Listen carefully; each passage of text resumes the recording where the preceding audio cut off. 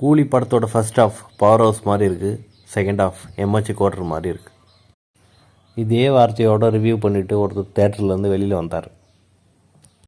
ஒரே கான்செப்ட் எடுத்துகிட்டு அதுக்குள்ளார ஒரு சுவாரஸ்யமான கதையை உருவாக்குனா படம் ரொம்பவும் சுவாரஸ்யமாக விறுவிறுப்பாக போகும். அதுதான் நல்ல ஸ்க்ரீன் பிளேன்னு நினைக்கிறேன்.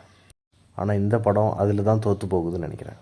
மேன்ஷன் நடத்துகிறாரு, நண்பன் ஏன் செத்தான்னு தெரிஞ்சுக்கிறாரு, எனிமியோட கேங்குள்ளார போய் சேர்றாரு, நண்பனை சாகாட்சியவனை பழி வாங்குறாரு.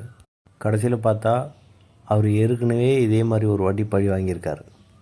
இது பேர் ட்விஸ்டா. இந்த படத்தோட ஐடியாலஜியே ரொம்ப தப்பாக இருக்க மாதிரி எனக்கு ஃபீல் ஆகுது. எலக்ட்ரிக் சுடுகாட்டில் ஒரு பணத்தை போட்டு எரிக்கிறாங்க, அது மூலிமா புகை வருது. அதை தடுக்கிறதுக்கு ஒருத்தர் இன்வென்ஷன் பண்ணுறாரு, அந்த பேட்டன்ட்டை தடுத்துடுறாங்க. அதை எதிரிங்க கையில் போகுது, அதை தப்பான வழிக்கு பயன்படுத்துகிறாங்க. இதை தெரிஞ்சே ஒரு கூலி வேலை செய்கிற ரஜினி ஒரு சிறந்த கூலியா? அவர் நண்பனை சாகாட்சியவனை தெரிஞ்சுக்கிறதுக்காக கொஞ்ச நாள் தப்பான கூலியாக இருக்கலாமா? அப்புறம் இது எல்லாத்த விட பெரிய டான் அமீர் கான்னு தெரிஞ்சதுக்கப்புறமா அவர் கூடவே கொலாபரேட் ஆகியிருக்கார். அவன் பார்த்தோன்னா அதே ட்ரக்கு, இந்த கோல்டு மாஃபியா, ஆர்கன் டிரான்ஸ்பிளான்ட் பண்ணுறது, இதெல்லாம் திருடுறது, இதே வேலையை தான் பண்ணுறான். அவன் கூடவே போய் ஜாயின் பண்ணுறாரு. அவன் சிறந்த கூலியா? ரஜினிகாந்தை பார்க்குறான். சிறந்த கூலியாக பார்த்து ஒரு வேலை கொடுத்தா இவர் நம்ம செய்கிற வேலை நியாயமானதா சரியானதான்னு பார்க்கல, காட்டுற வேலையை செய்கிற வேலையை செஞ்சுட்டு போவோன்னு ஒரு கூலியாகவே இருக்கார். இதுக்கு முன்னாடி அவங்க நண்பர்கள்லாம் கடலில் 100 பேரோட போய் 20 பேரோட தப்பிச்சாரே, அப்போ எதுக்காக போராட்டார்? நம்ம செய்கிற வேலை தப்பு அப்படின்னு தெரிஞ்சதுக்கப்புறமா அந்த கூலியை விட்டு வெளில வந்ததுனால தானே திரும்பவும் போய் அவங்க கூடவே ஜாயின் பண்ணுறாரு. இதுக்கு நடுவில் இவரோட கேரக்டர் ஆர்க் எந்த மாதிரி வளர்ந்துருக்குன்னு பாருங்கள். இது ஒரு சிறந்த கூலியாக இருக்குமா? இந்த ஐடியா நல்லா இருக்கா? ஆரம்பத்தில் குடி வேணான்னு சொல்லிகிட்ருக்காரு.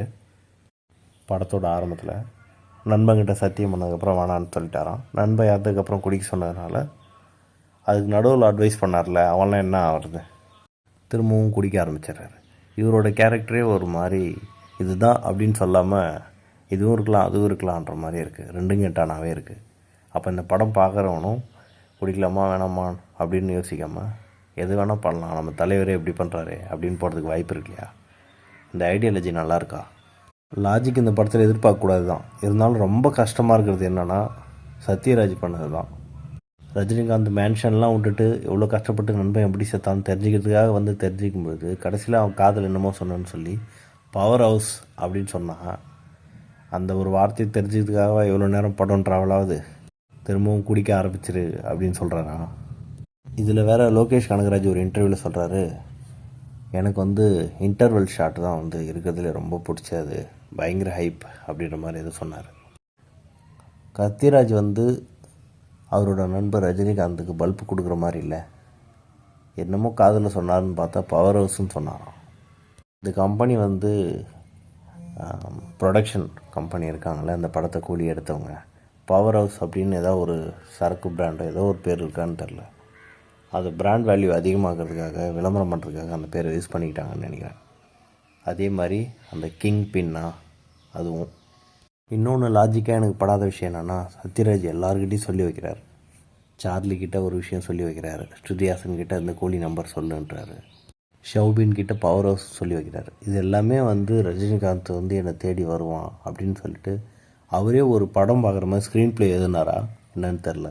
எங்கெங்கெல்லாம் ரஜினிக்கு ஹைப் கொடுத்து வைக்கிற மாதிரியே இல்லை. அவர் ஒவ்வொன்றா ஒவ்வொரு கோடு வேர்டை சொல்கிறாரு. அது சொல்கிறது மூலிமா படம் எந்த லெவலில் அடுத்த கட்டத்துக்கு போகுதா? போகலையே. அது சொல்கிறது மூலிமா அனிருத்தோட பிஜிஎம்மோடு போட்டோன்னா ஒரு மியூசிக்கு ஒரு கெத்தாக இருக்க மாதிரி ஒரு ஃபீலை தான் உருவாக்குது. அதுக்கு தான் இந்த படம் அவர் சொல்கிறதா அந்த ஸ்க்ரீன் ப்ளேவாக அமைச்சிருக்காங்க. ஆனால் கதையை எந்த வகையில் நகர்த்துது அவர் சொல்கிறதெல்லாம் எதுவுமே கிடையாது. எக்ஸப்ட் அந்த கோட் வேர்ட் சொன்னோன்னா ஸ்ருதிஹாசன் தான் அவரோட பொண்ணு அப்படின்றது தெரியப்படுத்துறதுக்காகலாம். அதை நேராகவே சொல்லிட்டு போயிருக்கலாமே. அதே மாதிரி அதை கரெக்டாக ஞாபகம் வச்சுக்கிறாங்க பாருங்கள். ஸ்ருதிஹாசன் இந்த டைமில் தான் இது சொல்லணும், கூலி நம்பருக்கு கால் பண்ண எதுவுமே முடியலண்ணா, அது கரெக்டாக அந்த டைம் ஞாபகம் போகுது. அதே மாதிரி ஷௌபினுக்கு 1008 கொலை பண்ணுறாரு. போகிற வரவெல்லாம் அந்த விசாகப்பட்டினத்தில் இருக்கக்கூடிய இம்போர்ட் எக்ஸ்போர்ட் கம்பெனியில் இருக்கும்போது ஏகப்பட்ட பேரை கொலை பண்ணுறாரு. ஆனால் அவருக்கு கரெக்டாக சத்யராஜ் கொலை பண்ணும்பொழுது என்ன சொன்னோன்றது ஞாபகம் இருக்குது. இதெல்லாம் ரொம்ப ஓவராக இல்லை?